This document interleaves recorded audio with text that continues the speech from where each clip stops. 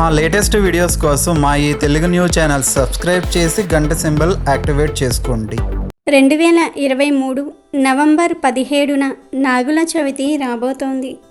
దీపావళి తర్వాత వెంటనే వచ్చే చక్కటి పండుగ నాగుల చవితి.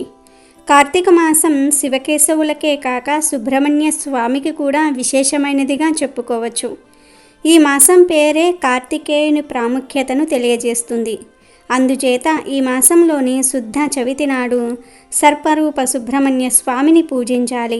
ఈ రోజును నాగుల చవితి మహాచతుర్థి అంటారు. ఈరోజు పచ్చి చలిమిడి చిమ్మిలి చేసుకుని ఆవు పాలు పూలు పండ్లు కూడా తీసుకుని పాము పుట్ట దగ్గరకు వెళ్ళి నాగదేవతకు దీపారాధన చేసి పూజ చేసి పుట్టలో ఆవు పాలు పోసి చలిమిడి చిమ్మిలి కూడా చేసి 2 మతాబులు కాకర పువ్వొత్తులు లాంటివి వెలిగించుకుంటూ ఉంటారు.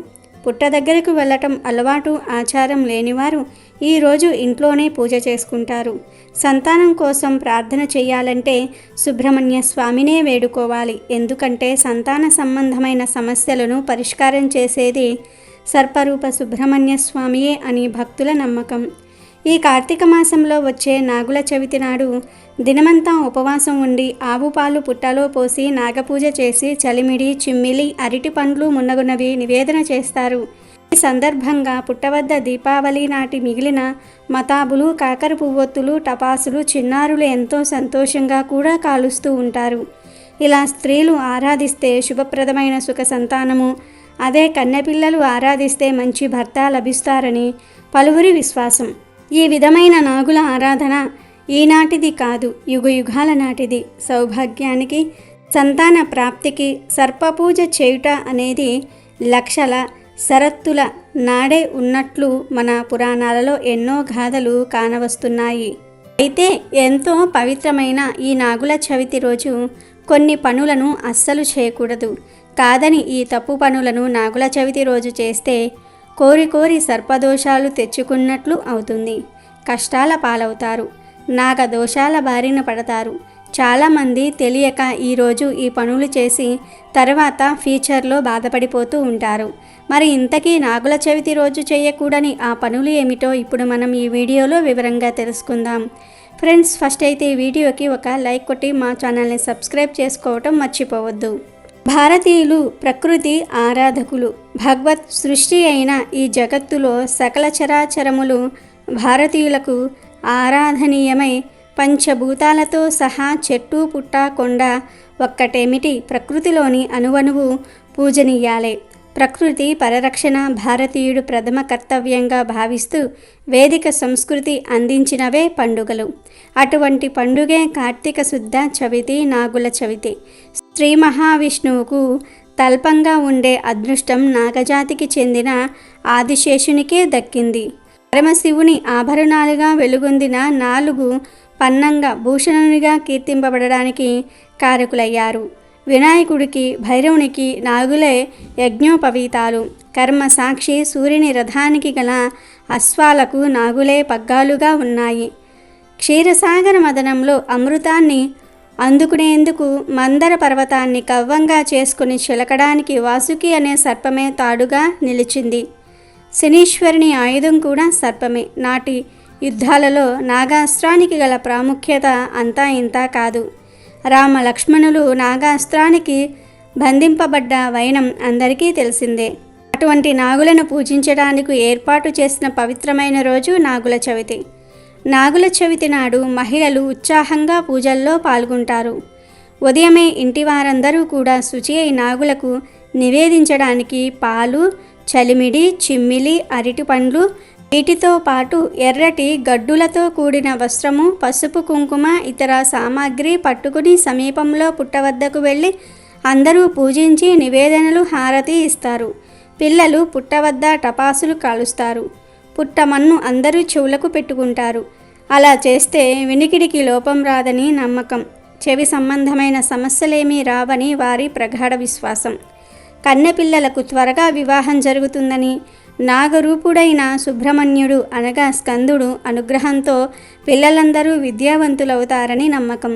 తెలియక చేసిన తప్పుల వల్ల తమందరినీ క్షమించి చల్లగా చూడమని నాగుల చవితి నాటి పూజలోని అంతరార్థం.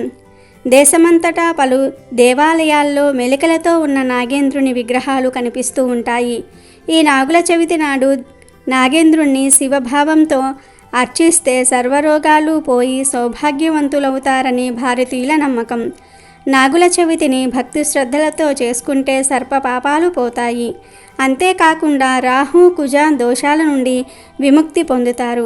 వివాహం కాని కన్యలు నాగుల చవితి చేసుకుంటే శీఘ్రంగా వివాహం జరుగుతుందని నమ్ముతూ ఉంటారు.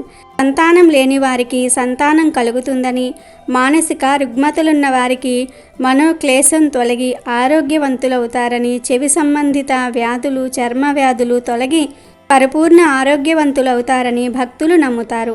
అందుకే ఈరోజు పుట్టమన్నును శ్రద్ధగా చెవులపై ధరిస్తూ ఉంటారు.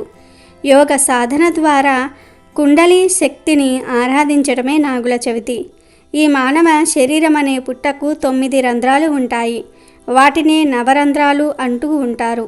మానవ శరీరంలో నాడులతో నిండి ఉన్న వెన్నెముక్కను వెన్నుబాము అని అంటారు. అందులో కుండలిని శక్తి మూలాధార చక్రంలో పాము ఆకారము వలనే ఉంటుందని యోగ శాస్త్రం చెప్తోంది. ఇది మానవ శరీరంలో నిద్రిస్తున్నట్లు నటిస్తూ కామ, క్రోధ, లోభ, మోహ, మద, మాత్సర్యాలనే విషయాల్ని కక్కుతూ మానవునిలో సత్వగుణ సంపత్తిని హరించి వేస్తూ ఉంటుందని, అందుకు నాగుల చవితి రోజున ప్రత్యేకంగా విషసర్ప పుట్టలను ఆరాధించి పుట్టలో పాలు పోస్తే మానవులిలో ఉన్న విషసర్పం కూడా శ్వేతత్వం పొంది అందరి హృదయాలలో నివసించే శ్రీ మహావిష్ణువుకు తెల్లని ఆదిశేషువుగా మారి శేషపాన్పుగా మారాలని కోరికతో చేసేదే ఈ నాగుపాము పుట్టలో పాలు పోయటంలో గల ఆంతర్యమని చెప్తారు. ఈరోజు నాగేంద్ర, మేము మా వంశంలో వారము నిన్ను ఆరాధిస్తూ ఉన్నాము.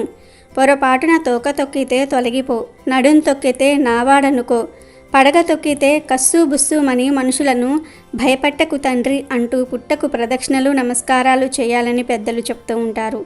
ఈరోజు పుట్ట చుట్టూ నూకలు చల్లి, నూకలు నువ్వు తీసుకొని మూకలు మాకివ్వు తండ్రి అని పుట్టమ్మను తీసుకొని చెవులకు రాసుకోవాలి. మనకు పంట సరిగ్గా పండి మన పొట్ట నిండడానికి ఎంతో సహాయపడే ఈ పాముల్ని ఈ ఒక్కరోజైనా సరే మనసారా తలుచుకొని వాటి ఆకలి దప్పికలు తీర్చటమే ఈ పండుగ యొక్క ముఖ్య ఉద్దేశం. నాగుల చవితి రోజున కర్కోటస్య నాగస్య దమయంత్యస్య నలస్య చ ఋతుపర్ణస్య రాజర్షే కీర్తనం కలినాశనం అనే ఈ శ్లోకాన్ని పఠిస్తే కలిదోష నివారణ అవుతుందని శాస్త్రాలు పేర్కొంటూ ఉన్నాయి. ఇక ఈ నాగుల చవితి రోజు కొన్ని పొరపాట్లు చేయకూడదని శాస్త్రాలు చెప్తూ ఉన్నాయి. అవి ఏమిటి అంటే, ఈరోజు లీటర్ల కొద్దీ పాలను పుట్టలో పొయ్యవద్దు. ఎందుకంటే పాములు సరీసృపాలు కనుక పాలు త్రాగవు. అలా అని అన్ని పాములు పాలు త్రాగవని కాదు. దేవతా సర్పాలు మాత్రమే పాలు త్రాగుతాయి. మామూలు పాములు పాలు త్రాగితే అరక్క కక్కేస్తాయి, మరణిస్తాయి కూడా. దేవతా సర్పాలు ఎక్కడ పడితే అక్కడ ఉండవు, మనిషి కంటికి కనిపించవు. అంటే మానవ కదలికలు లేని మహా అరణ్యాలలో మాత్రమే ఉంటాయి. అందువల్ల పుట్టలో లీటర్ల కొద్దీ పాలు పొయ్యకండి. నాగజాతిని తలుచుకుని నాగదేవతకు ప్రత్యేకంగా 1-2 చెంచాల పాలు మాత్రమే పుట్టలో పోసి మిగతావి ప్రసాదంగా స్వీకరించటం మంచిది. నాగుల చవితి రోజు కూరగాయలు కట్ చేయడానికి కత్తి కానీ చాకు కానీ ఉపయోగించకూడదు. తెలిసి కానీ తెలియక కానీ నాగుల చవితి రోజు కూరగాయలను లేదా దేన్నైనా కట్ చేయడానికి కత్తి కానీ చాకు కానీ ఎట్టి పరిస్థితుల్లోనూ ఉపయోగించకండి.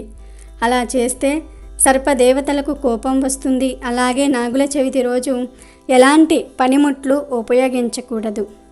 పనిముట్లు ఉపయోగిస్తే కూడా సర్పదేవతలకు కోపం వస్తుంది. నాగుల చవితి రోజు ఎట్టి పరిస్థితుల్లో వండిన ఆహార పదార్థాలు తినకూడదు. వండిన ఆహారం తింటే కూడా సర్పదేవతల అనుగ్రహం తగ్గిపోతుంది. అలాగే పొట్లకాయ కూడా తినకూడదు. ఈరోజు పొట్లకాయ కూర తినకూడదని శాస్త్రాలే చెప్తూ ఉన్నాయి.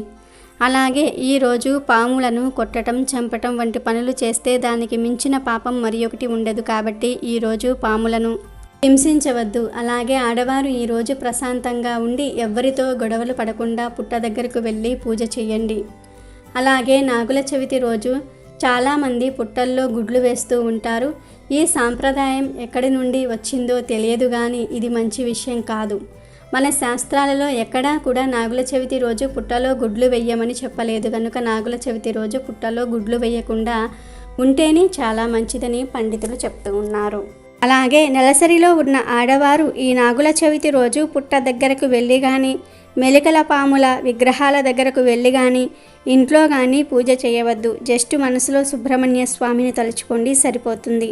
కాదని నెలసరిలో ఉన్నవారు ఈ నాగుల చవితి రోజు పూజ చేస్తే పుణ్యం రాదు, పాపం చుట్టుకుంటుంది. ఇవే నాగుల చవితి రోజు చేయకూడని పనులు. అమెజాన్లో బెస్ట్ డిస్కౌంట్స్ కోసం వీడియో డిస్క్రిప్షన్లో లింకు ఉంది చూడండి. అలాగే మా టెలిగ్రామ్ ఛానల్ సబ్స్క్రైబ్ చేసుకోండి.